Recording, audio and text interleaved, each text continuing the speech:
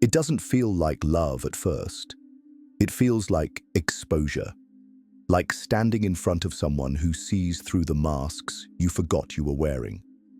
When an INTJ man meets an INFJ woman, it's not a collision. It's a quiet unveiling. But with every layer peeled back, a silent question echoes between them. Will you understand me? Or will you leave when it gets too quiet? And in that question, the story begins. It doesn't happen with lightning strikes or cinematic slow motion. It happens quietly. A conversation in a room filled with noise, yet none of it reaches you. The INTJ man notices her first, not because she demands attention, but because she doesn't. The INFJ woman isn't performing for the room. She's scanning it, intuitively mapping undercurrents no one else even notices. For a moment, he wonders if she feels the same detached observation he carries every day. But he doesn't approach. Not yet. INTJs don't rush patterns they haven't fully understood. But INFJs are different. She feels him before she sees him. It's not his words, but his presence, structured, self-contained, yet oddly transparent to those who know where to look. She feels an undercurrent of intent in him, not loud, but sharp-edged. And that's when the disorientation begins. Both of them, by design, are solitary architects. They don't blend into crowds, but they don't stand out either. They navigate life as if the world is a labyrinth designed for someone else, learning to walk in ways that don't trip alarms. Their internal dialogues are intricate, complex, and rarely understood. Yet here, in each other's orbit, there's a subtle recognition that their solitude has found an echo. But recognition is not relief, it's exposure. For the INTJ, who has built his life on strategic detachment, seeing someone who mirrors his internal intensity is unsettling. His dominant Ni, introverted intuition, is designed to predict, to construct visions with surgical precision, while his Te, extroverted thinking, imposes control over chaos. But she doesn't present patterns to decode. She presents resonance. Her gaze doesn't seek information. It seeks essence. The INFJ, on her side, is no less disoriented. She has spent years attuning to emotional wavelengths through Fey, extroverted feeling, often drowning in shallow atmospheres. But here in him, there is no emotional static. She feels architecture, a mind that is linear, efficient, yet harboring a quiet, encrypted depth. She senses that beyond his pragmatic exterior, there's a mind that feels more than it admits. And that paradox both calls to her and unsettles her. Have you ever met someone who sees through you without asking permission? What part of yourself resists being understood, not because of fear, but because understanding makes you vulnerable in ways you can't control? Carl Jung once wrote, "The meeting of two personalities is like the contact of two chemical substances. If there is any reaction, both are transformed." Neither of them realizes it yet, but this isn't a meeting, it's a mirror. One that reflects not the identities they've crafted, but the spaces they've kept hidden. It's jarring to be seen, not for the roles they perform, but for the contradictions they contain. And this is where most love stories offer relief. A spark, a moment of clarity. But for them, clarity feels like a risk. Both silently wonder, what happens when you meet someone who doesn't need you to translate yourself? Yet, translation has always been their defense. Translation offers control. If she reads him without explanation, and he deciphers her without cues, what remains of the barriers they've carefully constructed? This is why their beginning doesn't feel like love. It feels like exposure, a subtle, creeping vulnerability that lingers, testing whether either will admit it. For now, neither does. They remain in orbit, circling each other's silence, both too guarded to confess that this encounter has already shifted something within. If something in that hit a nerve, stay with me. We haven't even begun to peel back what happens when these two minds start to collide. Once the initial disorientation settles, something subtler begins to unfold. It isn't clarity, not yet, but a flicker of pattern recognition. They start to sense that their minds orbit the same questions, though their paths diverge in how they arrive there. The INTJ man maps reality through precision, systemizing fragments until only the essential structures remain. The INFJ woman, in contrast, absorbs atmospheres, weaving emotional threads into patterns long before they crystallize into words. Their nigh-dominant minds both crave coherence, but the textures of that coherence couldn't be more different. To him, coherence is architectural. It's about removing the unnecessary, distilling complexity into elegant, functional systems. His Naite axis craves efficiency, not out of coldness, but because clarity is the only language he trusts in a world that feels relentlessly cluttered with noise. For her, coherence is a tapestry. Her Naifei loop doesn't deconstruct the world. It absorbs it, synthesizing subtleties into an emotional narrative that feels truer than facts. She doesn't need a map. She feels the terrain. This divergence doesn't separate them. It draws them closer, but in a way that feels precarious. Because how do you trust someone whose methods of understanding are so alien, yet whose conclusions eerily mirror your own? Nietzsche once said, "Invisible threads are the strongest ties." This is the paradox they now inhabit. They see the same invisible threads, but they pull on them differently. He questions, what is the most efficient path forward? She wonders, what is the most meaningful path forward? Efficiency and meaning, two sides of the same coin, yet each suspicious of the other's methods. Have you ever found yourself aligned with someone's destination, yet profoundly unsettled by how they navigate the journey? And when that unsettling happens, do you question their methods, or does it reveal blind spots in your own? For the INTJ, her emotional intelligence is both fascinating and frustrating. He admires her ability to feel patterns he only sees in hindsight, yet mistrusts the lack of hard data behind her insights. His Te demands metrics, structures, models, things he can calibrate. But her truths arrive wrapped in subtext, in silences, in intuitive leaps that can't be reverse-engineered. This unsettles him because it bypasses his control mechanisms. For the INFJ, his precision feels like both an anchor and a wall. She's drawn to his clarity, the way his mind can cut through ambiguity and construct frameworks that actually hold weight. But she senses how his reliance on Te efficiency sometimes blinds him to the nuances that don't fit neatly into his models. She wants him to feel more, to lean into the emotional textures she navigates instinctively. Yet she knows pressing him too soon would only trigger his defenses. Beneath these divergences lies a shared shadow, a suppressed extroverted sensing that makes both of them cautious, hesitant to fully inhabit the present moment. They prefer internal simulations over immediate experience. This common avoidance creates a strange bond, an understanding of each other's hesitations, but also a silent complicity in avoiding the now. Their pattern recognition doesn't happen through words. It unfolds in pauses, in the way their silences stretch, but never feel empty. They both know they're mapping each other, not with the goal of conquering or changing, but with the quiet hope that maybe, just maybe, there's a person who understands the labyrinth without needing a guided tour.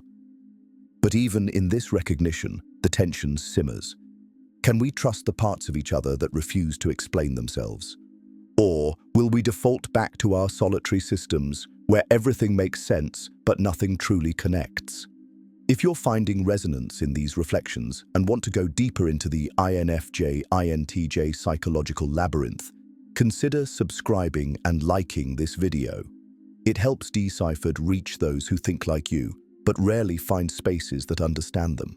Pattern recognition offers a fragile sense of safety until it doesn't. It only takes a misstep, a misplaced assumption, for that quiet understanding to collapse under its own weight. For all their shared intuitions, the INFJ woman and INTJ man still process conflict through fundamentally different lenses. And where those lenses distort, cracks begin to appear, not loud, but sharp enough to hurt. The INFJ, guided by her fae, anticipates emotional undercurrents with near-psychic precision, but she assumes others feel her signals with equal clarity. When the INTJ's TE-driven responses come back stripped of emotional nuance, direct and utilitarian, it feels like dismissal. She wonders, is he ignoring what I'm not saying, or does he truly not see it? The gap between emotional subtext and pragmatic feedback widens, not because of ill intent, but because of function stack blind spots. For the INTJ, his NITE system prioritizes solving. He believes understanding is demonstrated through precision, through fixing. When the INFJ brings emotional reflections to the surface, he instinctively searches for patterns to resolve rather than spaces to hold. But solutions, however well-intentioned, can feel like erasure to someone who doesn't want fixing. She wants to be seen. Rainer Maria Rilke once wrote, "For one human being to love another, that is perhaps the most difficult of all our tasks, the ultimate, the last test and proof, the work for which all other work is but preparation." Neither of them knows it yet, but these fractures are not signs of incompatibility. They are simply the threshold where love stops being an idea and starts demanding the work they've both spent their lives mastering in solitude, but now must apply in tandem. Have you ever found yourself explaining your emotions to someone who's dissecting them like a blueprint? And when that happens, do you retreat into silence, or do you fight to make yourself legible, even when the language isn't shared? For the INFJ, this is where fae fatigue sharpens. She begins to question whether her emotional world is simply too much, too layered, too abstract, for even a fellow dominant to hold. Her instinct is to retreat, to internalize the disconnect as a flaw in her expressiveness, but internally, resentment builds. Why can't he feel what is so palpable to her? The INTJ, on his side, misreads her retreat as a signal of resolution. His TE tells him, problem addressed, conversation complete. He doesn't sense the emotional residue left unspoken, and this is where the collapse quietly seeds itself, not in dramatic arguments, but in micro-misunderstandings that accumulate like hairline fractures. Both types, in their own ways, fear emotional incompetence. The INTJ fears losing composure, becoming ensnared in feelings he can't quantify. The INFJ fears emotional invisibility, being reduced to data points in someone else's analysis. And these fears, if left unspoken, begin to script their interactions in subtle, corrosive ways. Shadow dynamics start to stir. The INFJ's inferior say, already wary of real-time emotional confrontations, pushes her inward, into rumination loops. She replays conversations, analyzing subtext, but rarely voicing it. The INTJ's suppressed phi, introverted feeling, reacts differently. His emotional judgments become rigid, filtered through binary conclusions. If she's withdrawing, it must be irrational. He intellectualizes her emotional retreat, not seeing the vulnerability beneath. Yet, amid this friction, there's an underlying question that haunts both. Are we misunderstanding each other, or are we exposing the fault lines we've both avoided within ourselves? If any of this sounds uncomfortably familiar, don't turn away yet. The fracture isn't the end. It's often where the real connection begins. Collapse isn't always loud. Sometimes it echoes in silence. The kind of silence that doesn't just fill a room, but fills the space between two people who don't yet know how to meet without armor. After the misunderstandings settle, both the INTJ man and INFJ woman withdraw, not in defeat, but in calculation. Yet the calculations are different. For the INTJ, reflection is an internal audit. He revisits conversations, not for their emotional textures, but for structural misalignments. Where did the logic falter? Where did precision fail? His NITE loop searches for inefficiencies in his approach, believing that if he can model the interaction better, the next exchange will be smoother, more controlled. But what he doesn't realize is that emotions are not variables to optimize. They are terrains to inhabit. The INFJ, in contrast, reflects through emotional contour maps. She replays the same conversations, but not to correct them. Instead, she feels through them, passing atmospheres, decoding the subtle dissonance that made her retreat. Her Nai-Fei loop seeks coherence in the emotional narrative. Yet, she's caught in a paradox. The more she tries to internalize the fracture as her own failure, the more invisible she becomes to herself. This is the point where both risk falling into their typological defense patterns. The INTJ doubles down on self-reliance, believing emotional friction is a sign to recalibrate his independence. The INFJ, overwhelmed by Fey fatigue, drifts toward emotional withdrawal, masking her unmet needs beneath layers of introspective overanalysis. But if they pause, if they allow the discomfort to speak without rushing to categorize or solve it, something shifts. Because intimacy for these two types isn't about immediate alignment. It's about surviving the discomfort of misalignment long enough for a deeper resonance to emerge. Jung once said, "Everything that irritates us about others can lead us to an understanding of ourselves." The misunderstandings, the silences, the retreats, they aren't flaws in their connection. They are mirrors reflecting back the parts of themselves that resist vulnerability. The INTJ sees in her emotional fluency a confrontation with his own suppressed feelings. The INFJ sees in his pragmatic detachment a reflection of her fear of being too much to hold. Have you ever noticed how the things that frustrate you most in others often illuminate the parts of yourself you haven't yet reconciled?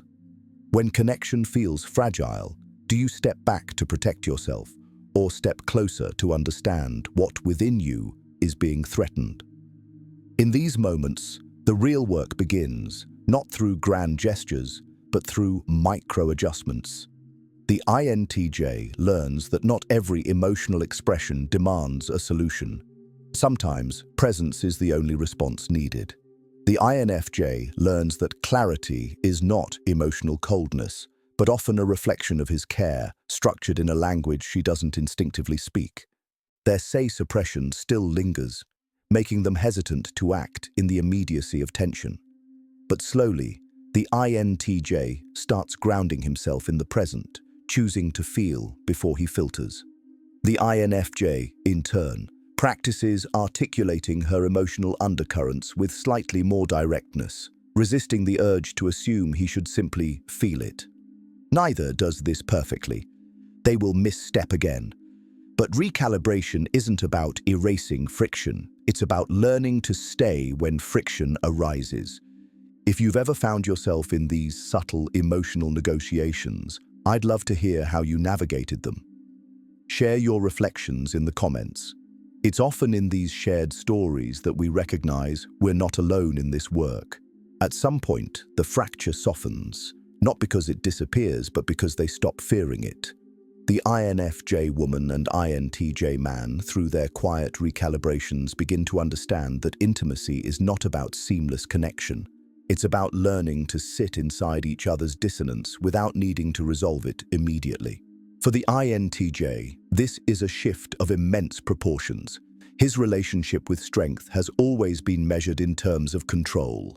Control over his environment, his plans, his emotions. Vulnerability to him has long been associated with exposure, with potential inefficiency. But through her presence, not as an opponent, but as a mirror, he begins to see that strength is not found in the fortress of invulnerability. It's in the willingness to let his internal frameworks be questioned gently by someone who sees the architecture but isn't trying to dismantle it. For the INFJ, the shift is quieter but no less profound. Her lifelong reflex has been to adjust herself to the emotional landscapes of others, to preemptively navigate feelings before they are spoken. But with him, she begins to recognize the exhaustion of that invisible labor. She realizes that true emotional resonance doesn't come from managing the atmosphere alone. It comes from allowing her own needs to surface unapologetically and trusting that they will not overwhelm him. Nietzsche once wrote, "You must have chaos within you to give birth to a dancing star."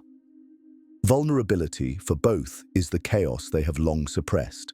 But now, instead of suppressing it, they begin to weave it into the fabric of their connection, not as a flaw, but as the raw material of something luminous. Have you ever noticed how the parts of you that you've been taught to conceal, your doubts, your emotional complexity, your contradictions, are often the very things that create the deepest connections when shared with care? And when those moments of sharing arise, do you armor up to protect your coherence, or do you allow yourself to be rearranged by the experience of being understood? Their typological dynamics no longer feel like opposing forces. The INTJ's Te begins to soften, learning to create spaces rather than solutions. He starts to ask not what needs to be fixed, but what needs to be felt. His Phi, once relegated to shadow judgments, begins to integrate, not in loud declarations, but in the quiet presence of staying with discomfort. The INFJ's Fae, once fatigued by unreciprocated emotional labor, finds a different rhythm. She starts to express without over-curating, trusting that her emotional landscapes don't need to be perfectly translated to be valid. Her Say, though still timid, begins to awaken in small, courageous acts of inhabiting the moment fully, without pre-analysis. What emerges between them is not a seamless harmony, but a living tension, a dynamic that breathes, contracts, and expands as they learn to navigate each other's depths. They understand now that the goal was never perfect alignment, but rather the shared commitment to stay engaged even when alignment feels distant. Integration for them isn't a destination. It's a practice, a daily choice to remain curious about each other's internal worlds without needing to map them completely. If this touched something buried, keep going. The most profound shifts often arrive in the quiet aftermath, where understanding is no longer about being right, but about being real. There's a quiet point in their journey where the INTJ man and INFJ woman stop orbiting each other as solitary systems. They realize, without dramatic revelations, that a shared world is not something found, but something built, one small negotiation at a time. Not through grand epiphanies, but through subtle, repeated acts of staying present when retreat would be easier.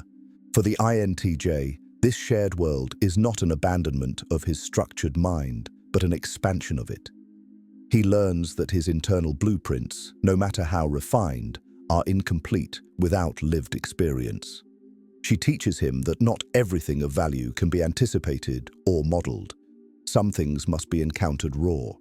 He finds a new kind of strength in allowing moments to unfold without interference. Moments where her emotional fluency teaches him things his logic never could. For the INFJ, this shared world is not a surrender of her emotional landscapes, but a grounding of them. She begins to see that not every undercurrent needs to be navigated alone. He teaches her that holding space can also mean not drowning in it. Through his presence, structured yet receptive, she finds herself exhaling in ways she didn't know she was holding back. The act of being understood becomes less about translating herself and more about trusting that some resonances don't need explanation. Carl Jung once said, "The privilege of a lifetime is to become who you truly are." For them, this privilege doesn't happen in isolation. It's in the friction, the recalibrations, the moments where their solitary identities are not dissolved, but sharpened in dialogue with each other. Have you ever wondered if love is less about being understood and more about being willing to stay, even when understanding is incomplete? And when you feel the pull to retreat into your solitude, what would it take for you to invite someone into that space, not as an intruder, but as a co-architect? Their cognitive functions no longer act as opposing scripts, but as complementary tools. His Nai-Te precision offers structure to her emotional currents. Her Nai-Fe resonance brings depth to his calculated frameworks. Together, they navigate a delicate balance, staying sovereign in their individuality while slowly crafting a shared language that belongs to no one else but them. In the end, their love doesn't erase their solitude, it redefines it. They remain architects of their own minds, but now they've built a bridge a quiet, resilient passageway where two solitary worlds meet, not in collision, but in co-creation. If this journey resonates with you, consider sharing this video with someone who might recognize themselves in these dynamics. And if you haven't yet, subscribe to Deciphered. This is just the beginning of the conversations we'll be having.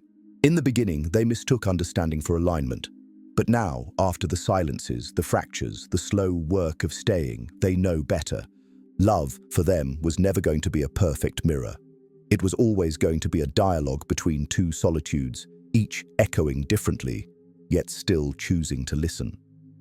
Perhaps that's all intimacy really is. Not finding someone who completes your map, but someone who's willing to get lost in it with you without asking for shortcuts. And maybe you felt it too, that fragile, disorienting moment when connection demands that you soften, not sharpen, that you stay even when part of you would rather retreat. If you do, then you already understand what they had to learn the hard way. Sometimes, the most profound connections are not found in shared clarity, but in the courage to remain inside shared ambiguity.